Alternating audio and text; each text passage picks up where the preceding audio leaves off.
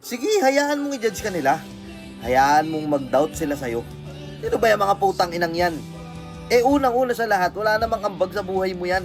May mga tao talagang pinanganak na lumaki sila na nagiging judgmental.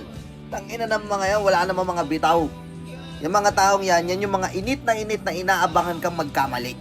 At sila din yung mga taong naubos na yung oras sa pagja-judge to the point na wala nang nangyari sa buhay nila. Masyado silang naboko sa iyo Masyado kanilang minamanmanan ngayon.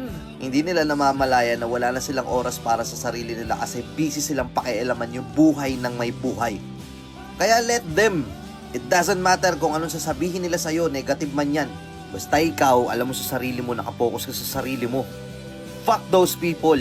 Alam mo nakakatawa dyan? Kapag naging tagumpay lahat ng plano mo sa buhay, tapos sila, ganun pa rin, nandyan sa'yo, pero ni isa sa mga plano nila sa buhay, walang nangyari. Sobrang ironic. Kaya ikaw, hindi ka pwedeng sumuko.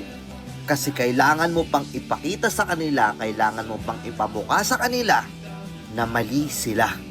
And I know na kaya mo yan. Alam ko, mahirap. Alam ko, nakakarindi. Pero tatandaan mo na kapag nag-focus ka sa sarili mo at pinabayaan mo yung mga taong judgmental sa paligid mo, alam mo sa sarili mo na ikaw yung magtatagumpay at sila hindi. Nakuha! Let's go! Peace out, boy.